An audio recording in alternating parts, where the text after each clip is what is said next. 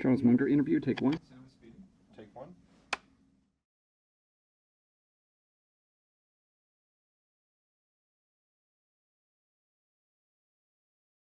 When I went back in 1959 to wind up my father's law practice, mutual friends introduced us. My father was the sole practitioner, and somebody had to go sit in his chair and wind up his practice. And it was during that period that I met Warren. When I first met Warren, I recognized immediately that he was a very intelligent person. And of course, he was interested in the subject that I was also interested in, which was the process of being a successful investor. And we have a sort of similar senses of humor. And we had a high old time probably making ourselves obnoxious to the other people in the room. We both came from Omaha. We both worked in his grandfather's grocery store. So we had a lot of common experience. Well, there's a big correlation between success in life and an early start. And Warren had a passion for doing well competitively in getting money as a little tiny child. And he just kept it. And now you add a very high IQ and a lot of energy, and he got a flying start. Well, he was an old Graham and Newman follower, and he'd made a lot of money buying thinly traded securities that were incredibly cheap statistically. And with small amounts of money, which is what he's working with, he could find enough of those to earn pretty high returns on capital year after year after year.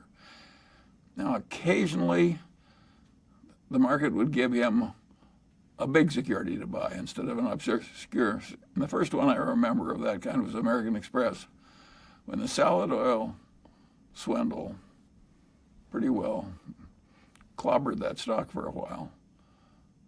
Warren went around, did a lot of research, and decided that it was a minor blip. The market was wrong and he was right. So he bought a big A-rated security and made a lot of money. But mostly he was buying more obscure securities that were incredibly cheap. Well, he always said it was less distracting to be there among all the rumors and action in Manhattan. And I would say he was making most of his money in a very solitary fashion, just by sifting a lot of data and thinking a lot. And he could do that as well in Omaha as he could in Wall Street, in fact, better. I've never known anybody in a long life who liked criticism. Zero. So I'm sure Warren didn't like criticism. He taught a course on investments at the University of Omaha. And in that course, he criticized certain common practice in the over-the-counter securities market, where securities firm often met an old lady in church and then sold her stock in a utility with a 5% markup that was sort of hidden. And Warren thought, well, that was dirty and cheating and inelegant. And of course, when he talked that way in his university course, some of the people who were doing it hated him. And so he got private criticism. People tried to keep him out of clubs and stuff like that. If he'd bought it in his partnership, which he owed more of, he would have made a lot more money. And as it worked out, he made billions and billions of dollars for a bunch of people he didn't even know. But I don't think he can call it a mistake in that sense, but I don't think he regrets it. It's given him a public platform. It's enabled him to, in effect, teach what he wants to teach. No, I think if you offered him to live his life over and said you can go back and buy National Indemnity in your partnership instead of in Berkshire, I don't think he'd do it. One of the reasons Warren's successful is he's brutal in appraising his own past. He wants to identify misthinkings and avoid them in the future. And in a narrow financial sense, that was misthinking. But I would say in a big sense, it was fortunate misthinking because his life worked out better. We're social animals. We're supposed to help one another. And we can do it in various ways. And there's nothing that helps people more than helping them get rid of a wrong idea and replacing it with a right one. You know, it's like God's gift. And since we're trying to avoid sin and error, helping other people avoid it it's a useful thing to do. I think the sort of solid Middle Western, unpretentious background helped. I don't think it would have helped if the Mungers and Buffetts had been at the exact pinnacle of Omaha society and been going to the fancy balls and owning the local newspaper or the local bank. I think then we might have worked out differently. But what I call a solid upper middle class background in Omaha, I think helped us both. Well, Warren was very close to his father. And of course he didn't like it. But Warren soldiers on. I think it just sobered him and hurt him. But both Warren and I could look at our fathers and see what they did right and what they did wrong. Warren's father was a strong ideologue, real old-fashioned right-wing ideologue, as was his grandfather. And his father was so intense about it that Warren just decided that it was a mistake. It cabbaged up your head to be that much of an ideologue. So he loved his father, but he didn't want to become that much of a true believer in anything. And so he avoided it. What happened by accident? He had that contretemps where the CEO of Berkshire Hathaway tried to cheat him out of an eighth, and he got angry and said, well, hell with you, I'll just buy more. And that was a pretty silly way to behave, as Warren has recounted in retrospect. But it's what he did, and the rest is history. It happened to make his life work better, not worse. But it was an accident that he chose Berkshire Hathaway. If the chairman hadn't tried to cheat him out of an eighth on an $11 price, there wouldn't have been any Buffett-Berkshire Hathaway history.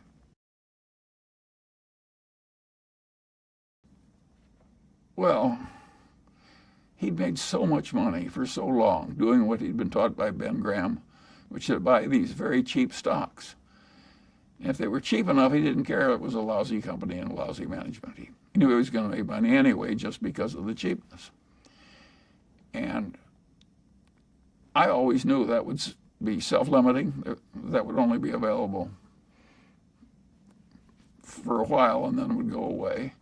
And that it would be easier to make money by getting into the great businesses that either had a great manager or were businesses where a fool could run and still prosper.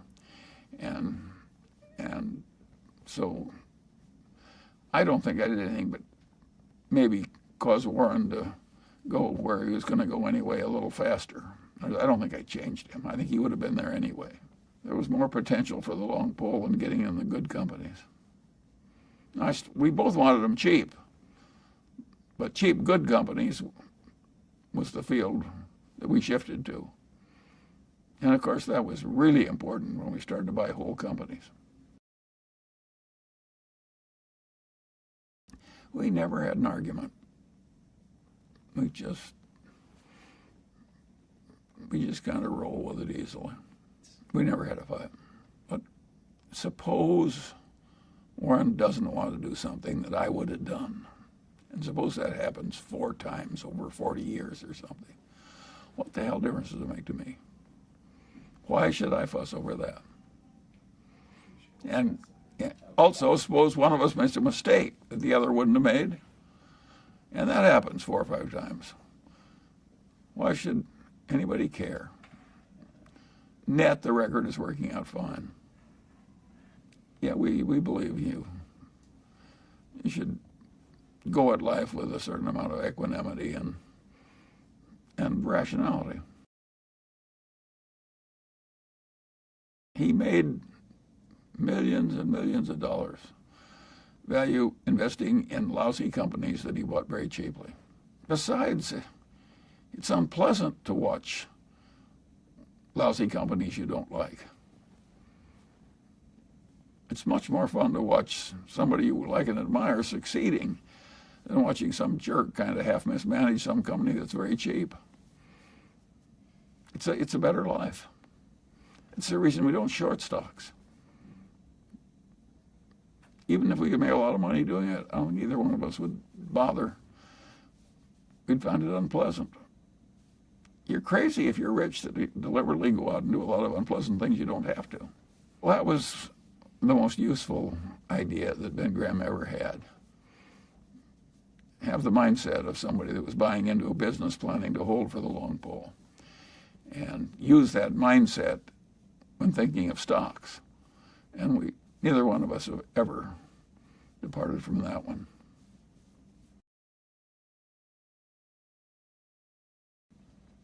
Well, remember, Warren had a long history of buying stocks below working capital per share, hugely cheap securities. And by definition, they were all pretty lousy companies. And in Seas, we bought a really good company. In its field, it was the best in its part of California, which is pretty much all of California. And it had a wonderful product, a wonderful reputation, and so on. And it had a powerful trademark and a good culture. And we bought that and made so much money. It just was eye-opening how important these brands were. I don't think that Warren would have made all the money that Berkshire made in Coca-Cola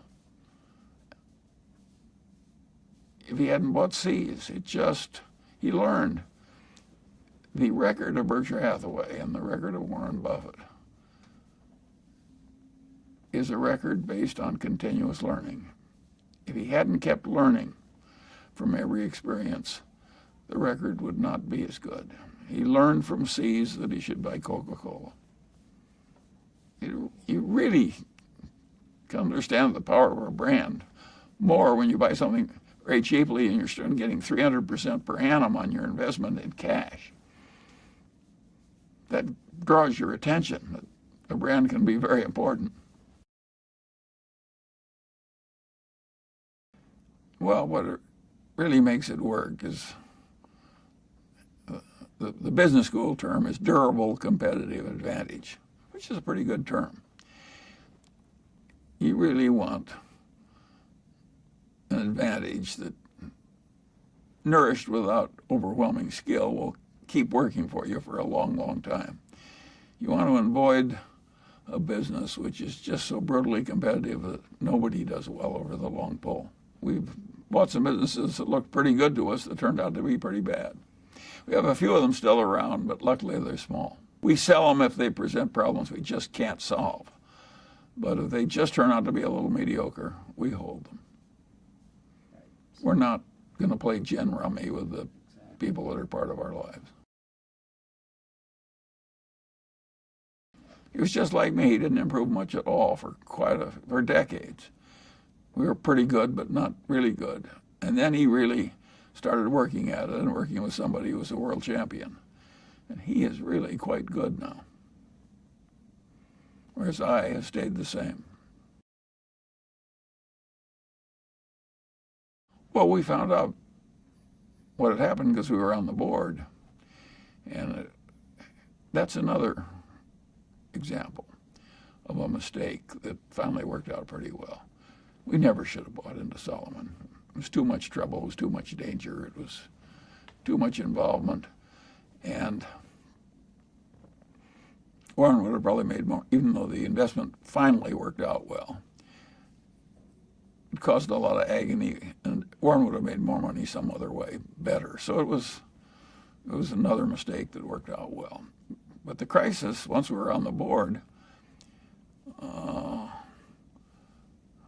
the company could have gone under. It was a very serious, exciting crisis with crucial meetings. And if Nick Brady, the Secretary of the Treasury, hadn't relented on a key point, Solomon might have gone under. And he went with Warren because he trusted him, and it saved Solomon. It shows how having a good reputation is really helpful in life. The interesting thing about that is Nick Brady's family had owned stock in Berkshire when it was a textile company. And he, when he was at the Harvard Business School, determined it was a lousy business, and he had his branch of the family sell out.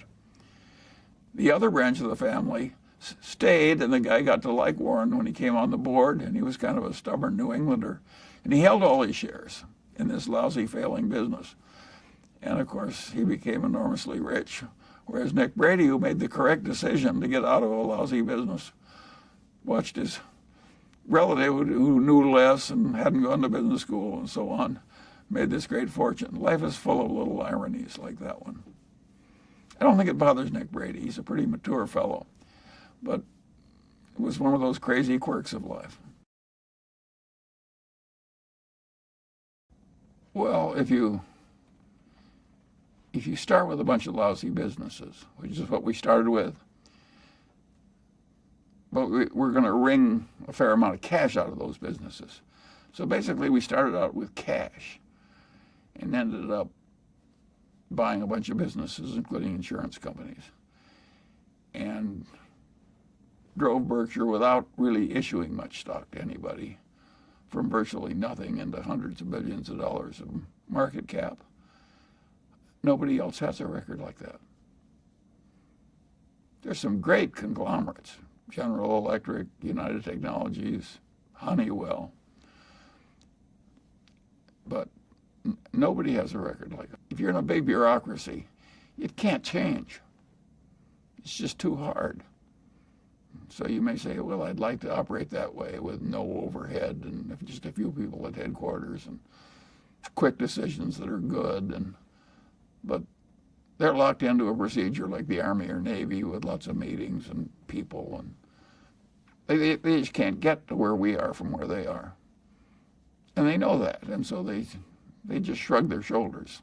If some people can do way better than I do by that method, why, God bless them. I don't envy them because I can't follow them.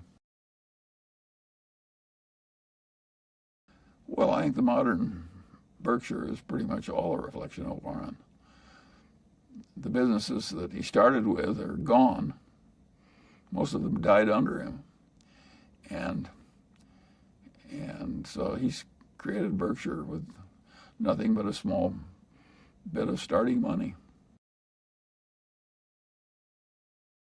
Well, we used to have just 30 people in a cafeteria, and now we have this huge public spectacle. But I think it's helped the company. The big spectacle meetings. It's helped the teaching part of Warren's personality. I think it's been very good for us. Remember, Warren used to volunteer as a teacher at the University of Omaha. He likes a certain amount of this. He would hate doing it all the time. No, I think Warren has his life just the way he wants it, including the annual meeting. Celebration is part of making a group of people work well together. It's a celebration. Well, he came out of a private partnership where people he knew were trusting him a lot when he was obscure. And he had his relatives in the partnership, and they were not rich. So he always had a good stewardship idea, and he just, as it got bigger, started treating everybody else the way he treated his relatives. That is a very good idea. I have a name for it. I call it extended Confucianism. It's a very good idea to extend your Confucianism, certainly to suppliers and customers and so on. It's so powerful. I constantly talk about Berkshire, a seamless web of deserved trust. It's such a simple idea. And then bureaucracy has so much dysfunction and evil buried in it, even when the people in the bureaucracy are not awful people. That running a system that has practically no bureaucracy at headquarters is hugely advantageous to Berkshire. I'll tell you how you do it. Have you ever seen a juggler juggle 25 milk bottles? How did he ever get to do that? The answer is he started with 1 bottle, and 2, then 3, and just kept doing it, and pretty soon he was at 25. And that's the way we did it. Now there's a limit. Maybe the guy has to stop at 25. And I don't think that is happening to us yet. Our return is slowing down, but Berkshire is still a collection of businesses that are above the average quality of the indexes.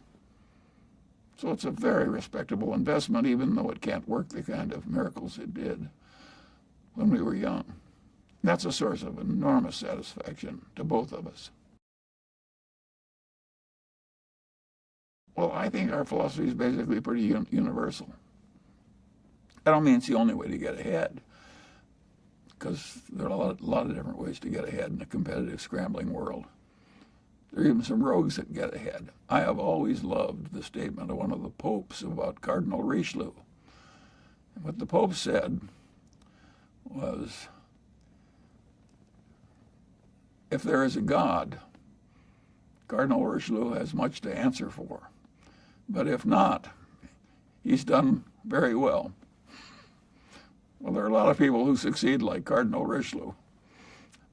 I don't want that kind of success, but a lot of people get it. Well, we both love the investment game.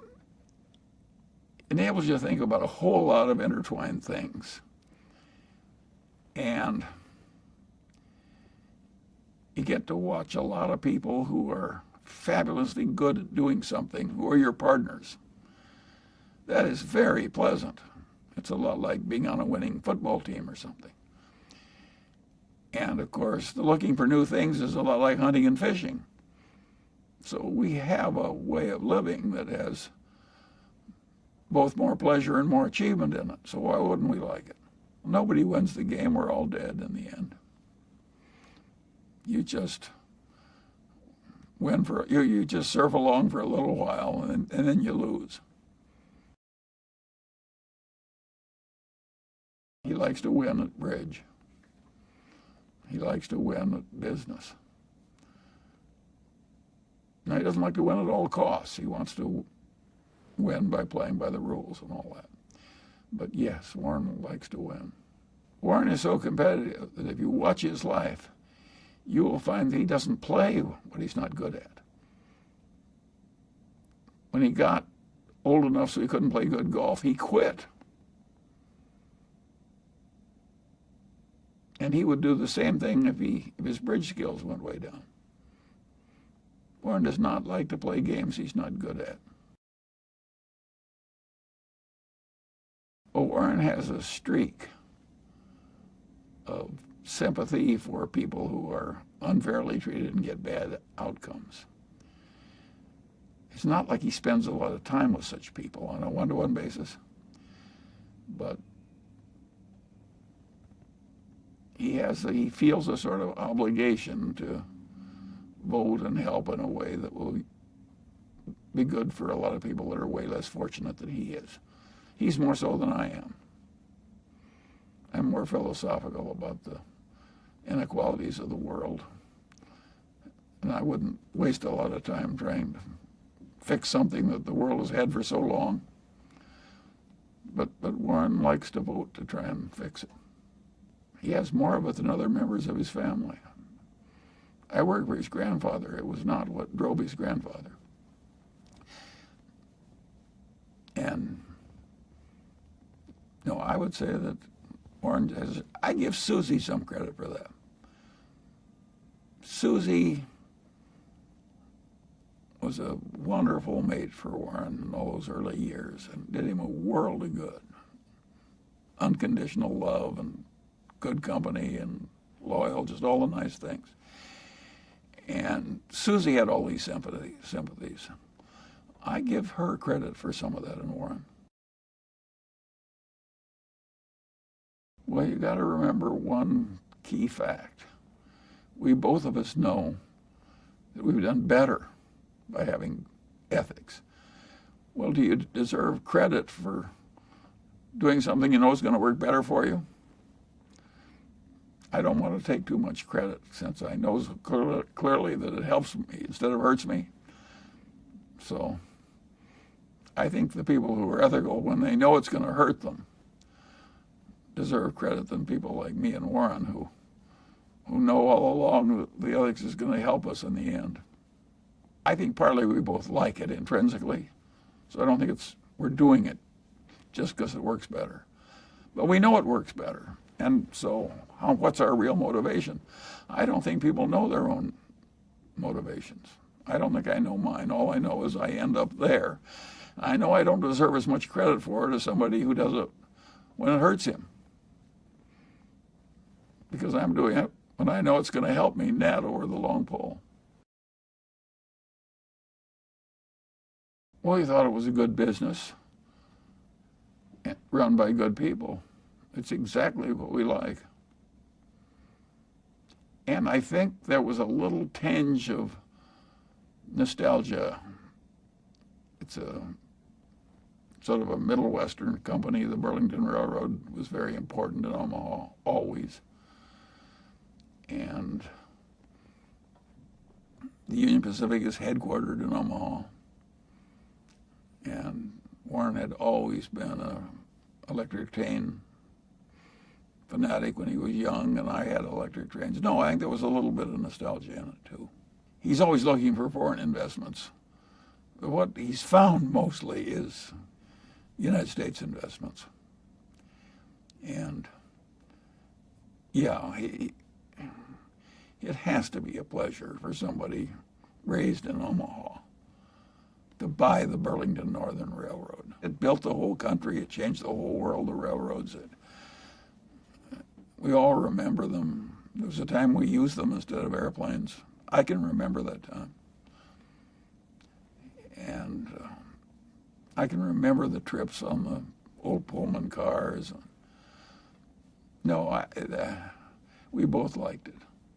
But we wouldn't have bought it if the numbers hadn't been good. By and large, it's all been pretty pleasant, and we've had ups and downs. I have never heard Warren complain about a downdraft. I've never heard him indicate that he regards the world as being unfair to him, even when Susie died, which really shook him up for quite a while even. But he never complained. He never thought the world was being unfair when they took her away. Some people just naturally complain, and other people are just naturally put their head down and sail through it, soldier through it. Warren and I believe in soldiering through without too much fuss. I have the theory that the dumbest thing you can do in life is to ever feel like a victim. And any politician that makes people feel like victims, I automatically dislike. I never saw any good to come of feeling like a victim. Even if you are a victim, I think it's a mistake. The Chinese were living in poverty, subsistence agriculture, in caves and so on, real poverty, hundreds of millions of them. And they worked their way out of poverty. And look at them now. How would it have worked if they said, no, we'll vote ourselves rich. We'll just raise the minimum wage. It's so much better to use the Chinese way. They just soldiered through and worked their way out. Well, I've always had the idea that if you pretty much knew all the obvious things you should know in pretty much all the disciplines, and used that knowledge routinely, and didn't go crazy or irrational or go into anger or resentment or a lot, that it would work very well.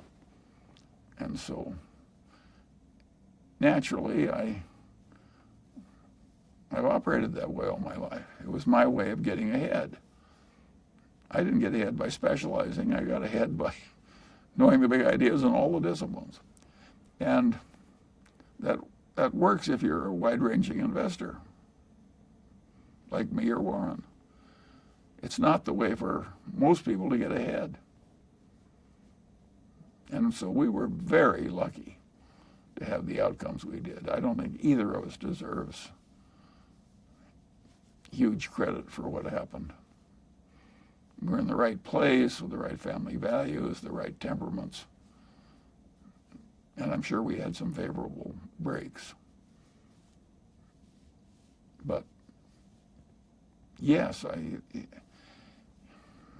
I was lucky in that my grandfather Munger really believed down to the soles of his feet that rationality was a moral duty. That's just the way he was put together. And so it was very easy for me to pick up that idea. But even for people with prepared minds, we had better results than are at all common. So there was some luck in it. Amazing how you can go through a modern textbook in psychology, whole damn 1,000 pages, and in a subject that's been worked over by generations of academicians. You will not find people talking about the way that when you combine 4 or 5 psychological tendencies at once, you get a Lollapalooza effect. But it's a hugely important idea. And I don't know why a whole academic subject,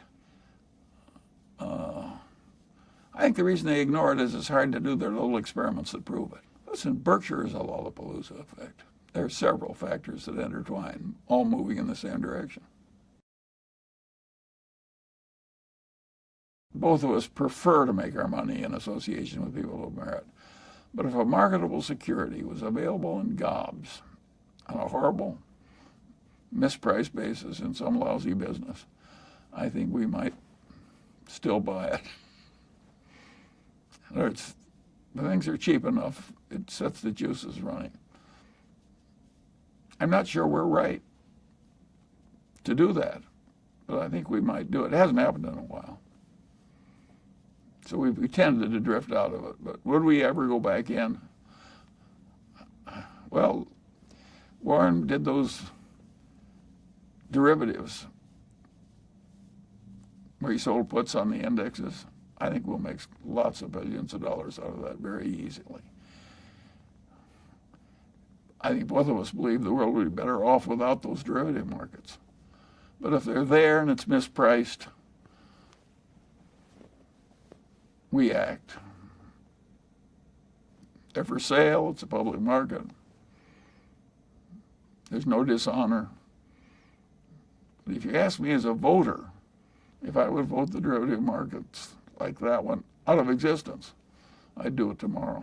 And Warren wrote the best and only letter when the options exchanges were allowed. He wrote a letter of objection. It was like the only letter. You really ought to dig that out and print it because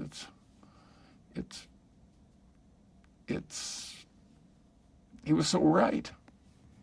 And it was so early and nobody else was saying it. So anything about Buffett, ought to go back and get his letter about the derivatives in the option market. He said, we don't need these. And even when 2007 came, nobody dug it up and played it up big. But you can do it. You probably should. 这段视频从查理·芒格的视角回顾了他与沃伦·巴菲特相识50余载的深厚友谊与合作历程。芒格详细描绘了巴菲特早年的投资之路，从1959年相识时便展现出的过人智慧和对投资的浓厚兴趣。他讲述了巴菲特如何从本杰明·格雷厄姆的检验地式投资，购买被低估的烂公司，逐渐演变为芒格所倡导的以合理价格买入好公司的策略转变，并以美国运通和喜诗糖果的案例生动阐释了这一过程。视频深入探讨了伯克希尔、哈撒韦的意外诞生，以及其独特且极简的运营模式如何带来巨大优势。芒格赞扬了巴菲特坚韧不拔的竞争精神、持续学习的态度，以及扩展儒家思想的治理理念，将所有股东视如家人。他还分享了巴菲特在面对批评、损失，如所罗门兄弟事件，甚至个人悲剧、妻子苏茜去世时所展现出的非凡平静与理性。芒格强调，他们的成功并非纯粹的个人功劳，而是天时地利人和的 Lollapalooza效应，并坚信理性与道德实践最终会带来更好的结果。